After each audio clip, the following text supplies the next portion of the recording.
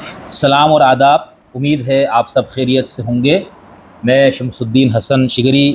ایک نئے پروگرام کے ساتھ آپ کی خدمت میں حاضر ہوا ہوں۔ آج ہم جس علمی شخصیت سے گفتگو کر رہے ہیں، میرے چینل پہ اس موضوع پر ایک اتھارٹی رکھنے والی جو شخصیت ہے وہ پہلی بار تشریف لا رہی ہے، اور یہ میرے لیے بہت زیادہ سعادت اور خوش قسمتی کی بات ہے۔ ایک دور میں خود سائنس اور دین یا سائنس اور مذہب سے متعلق جو ہمارے ہاں ایک بحث ہے، اس میں بہت دلچسپی میں لیتا تھا اور کچھ چیزیں تلاش کرنے کی کوشش کی، تو ہمارے ہاں کچھ آزاد خیال اہل علم جو کہیں ان کی طرف سے کچھ ایسی چیزیں تو ملی کہ قرآن کی سائنسی تفسیر و فلاں، لیکن مجھے زیادہ تلاش یہ تھی کہ کوئی شیعہ عالم دین جنہوں نے قرآن کی سائنسی انداز سے تفسیر کی ہو، احادیث و اقوال معصومین کی اس انداز سے، تو مجھے کوئی نہیں ملا۔ تلاش کرتا رہا تا کہ میری قسمت نے یاوری کی اور مجھے کتاب ایک ملی اور تعارف ہوا محمد علی سید صاحب سے۔ پھر میری دوسری خوش قسمتی یہ ہے کہ ان سے براہ راست رابطہ کرنے کا مجھے موقع ملا، اور ایک محفل ان کے ساتھ میں نے رکھی، بہت میں مستفید ہوا۔ تو میں نے ان سے درخواست کی کہ آپ مجھے ٹائم دیں، میں آپ کی اس علمی فکری جو سرگزشت ہے کچھ وہ سننا چاہتا ہوں، اور مذہب اور سائنس یا دین اور سائنس یا قرآن اور سائنس سے متعلق کچھ طالب علم کے سوالات ہیں وہ میں آپ کے سامنے رکھنا چاہتا ہوں۔ تو شاہ جی کی بڑی نوازش اور مہربانی کہ آپ نے مجھے ٹائم دیا، سر میں آپ کا بہت زیادہ مشکور ہوں۔ آپ کا شکریہ کہ تشریف لائے۔ سر مطلب جس قدر آپ کا کام ہے اور جو آپ کی یعنی پہلا شخص ہے جو اس راستے پہ چلا ہے، تو اس کے ساتھ ملاقات، اس سے براہ راست مستفید ہونا، یہ بہت سعادت کی بات۔ اب جیسے اگر ہم آپ کی کتابوں کا ایک جائزہ لیں تو یہ ایک کتاب ہے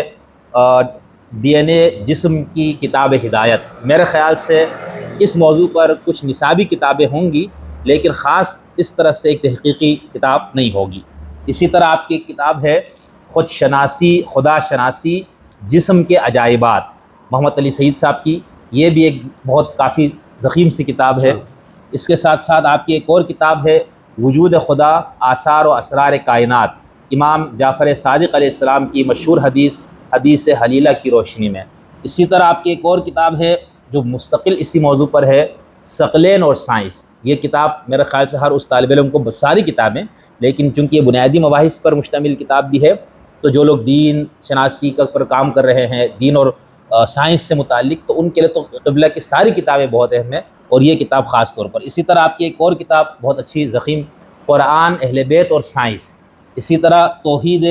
مفضل، یہ 4 حصے ہیں، لیکن ایک میں 2 حصے، تو اس طرح سے یہ 2 جلدوں میں ابھی یہ کتاب موجود ہے۔ اسی طرح آپ کی ایک کتاب ہے پانی کے عجائبات اور عرفان دعائے عرفہ۔ تو اس کے علاوہ 2-3 کتابیں آپ کے یہاں نہیں ہے میرے پاس۔ تو یہ اتنا کام ہے، آپ دیکھیں۔ اور ہمارے ہاں مکھی پہ مکھی مارنا یا کیے ہوئے پامال راستوں پہ چلنا وہ پھر بھی آسان ہوتا ہے۔ قبلہ کا سب سے بڑا جو کام ہے وہ یہ ہے کہ پہلا شخص ہے، اور طالب علم کو تھوڑی بہت عربی کتابوں تک رسائی ہے یا کوشش میں کرتا ہوں، تو تلاش بسیار کے بعد مجھے کچھ 1-2 بہت مختصر سا کچھ کام ملا، یعنی شیعہ دنیا کی اگر میں بات کروں خاص طور پر، باقی مصر اور ادھر کچھ اس طرح کی چیزیں مل جاتی ہے، تفسیر جواہر القرآن اس ٹائپ کی بہت پرانا۔ تو اس شیعہ دنیا میں فارسی میں اتنا نہیں مجھے معلوم کہ قبلہ سے میں پوچھوں گا۔ تو یہ بہت بڑا کام ہے، اور قوم کو ایسے لوگوں کی قدر کرنی چاہیے، ایسے لوگوں کو سونے میں تولنا چاہیے جنہوں نے، آپ عرقریزی دیکھیے، میں نے تو 1-2-3-4 کتابوں کو دیکھا ہے، 1-2 کتابیں پڑھی، تو میرے تو دل سے آپ کے لیے بہت زیادہ دعائیں نکلی۔ تو قبلہ میں آپ سے سب سے پہلے میں تھوڑا سا یہ جاننا چاہوں گا کہ آپ کا اپنا تعلیمی بیک گراؤنڈ کیا ہے؟ میں تو آپ کی کتابیں دیکھ کر اور کچھ پڑھ کے مجھے لگا آپ سائنس میں کوئی پی ایچ ڈی ہیں آپ، تو پھر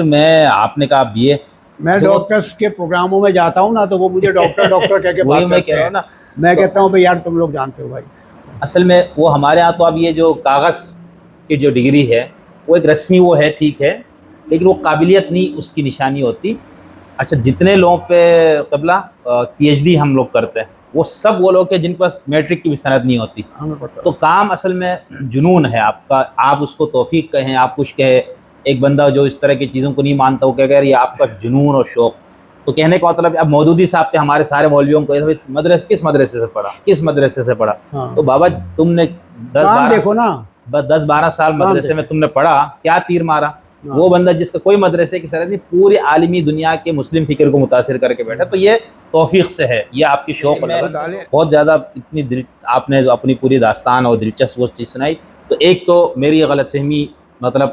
میں سمجھ رہا تھا کہ آپ تو دینی علوم میں بھی آپ نے کوئی ڈگری لی ہوگی، اور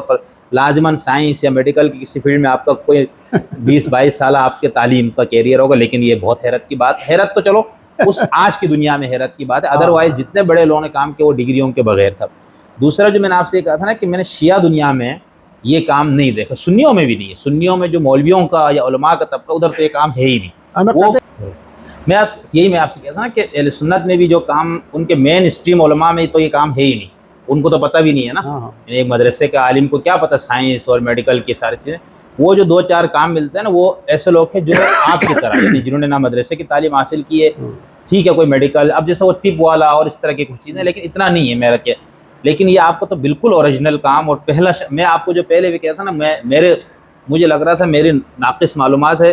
کہ آپ نے 2 بندوں کا نام لیا، تو ان کا تو مجھے پتہ تھا، طلب صادق صاحب اللہ ان کو غریق رحمت کرے، وہ مجلس انہوں نے پڑھی، وہ کوئی باضابطہ تحقیقی کتاب نہیں تھی نا، تو اس مفہوم میں نے آپ کو یہ کہا کہ آپ اولین ہیں میرے پاس۔ دوسرا میں آپ سے یہ، ہمارے ہاں جب ہم اس کے اوپر کچھ اصولی 1-2 سوال میں آپ سے کرنا چاہتا ہوں، ہم جب ریلیجن یا اسلام یا دین اور سائنس کی بات کرتے تو میں تھوڑا سا یہ چاہوں گا کہ آپ کے تصور دین میں کے مطابق آپ دین کی کیا ڈیفینیشن کریں گے اور سائنس کی کیا کریں گے، اور ان دونوں کا کوئی حدود کیا ہوں گے؟ تو یہ اس طرح کی بات ہے، دین کا میدان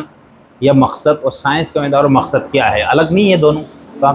اس میں یہ نا کہ خود حضور اصحاب اور اس کے بعد جو مسلمانوں کی تاریخ میں کیوں یہ سائنسی دریافتیں یہ سارا، مطلب میں یہاں پر آپ سے اسپیسیفک جواب چاہوں گا کہ جب ہم مذہب دین کی یا ائمہ معصومین کے اقوال کی یا قرآن کی سائنسی تشریح کی بات کرتے ہیں، اس سے مراد کیا ہے کہ جو سائنس نے دریافتیں کر لی، آپ یہ کہہ رہے ہیں یہ دریافت ہوئی، دیکھو قرآن میں سے، یہ مفہوم ہے، یہ اہل سنت کا یہی طریقہ کار ہے، آپ کا کیا فہم ہے؟ ہاں نہیں میں بتا رہا ہوں، قبلہ میں یہی کہہ رہا ہوں نا کہ چلو ہم شیعہ محدثین، شیعہ شارحین حدیث، شیعہ فقہا جو یہ حدیثیں پڑھتے ہیں ان میں سے کسی نے بھی نہیں کیا، تو کیوں قبل اگر ان دونوں میں ٹکراؤ ہو جائے، آپ نے کہا کہ قرآن میں اور سائنس میں ٹکراؤ نہیں ہے، نہیں کوئی ممکن نہیں ہے، یعنی ایک ورک آف گاڈ ہے، ایک ورڈ آف گاڈ ہے، خدا کا کلام اور خدا کا کام ہے، اس میں تضاد یا کیا کہنا چاہیے، اس میں ان دونوں میں تصادم نہیں ہو سکتا۔ لیکن چلو میں یہاں 2 مثالیں آپ سے وضاحت چاہوں گا نا، ایک تو جیسے قرآن میں ہے کہ آسمان زمین کو 7 دنوں میں کائنات کو پیدا کیا، اب وہ سائنس کے کانسیپٹ سے تو وہ 7 دنوں والا تصور نہیں رہتا، سمجھ میں آتا۔ دوسرا وہ یہ کہہ رہے کہ 7 آسمان کا بار بار ذکر کرتا ہے، تو کیا سائنس اس طرح 7 آسمانوں کے قائل ہے؟ سائنس 6 ادوار مانتی ہے۔ ہاں اچھا، ادوار ہی مانتی ہے، اچھا، یہ تو غلط ہے نا، وہی جو آپ نے بات کی نا کہ وہ ہمارے فہم کی یا ترجمے کی اس کی غلطی ہے۔ اچھا 7 آسمان کا جو آپ نے اتنا تفصیلی اتنا زبردست جو سارا کام کیا، تو شیعہ علماء نے کیا آپ کو رسپانس دیا؟ مطلب ان کی طرف سے کوئی پذیرائی ملی؟ نہیں، کسی نے یہ بتایا کہ بھائی اس پہ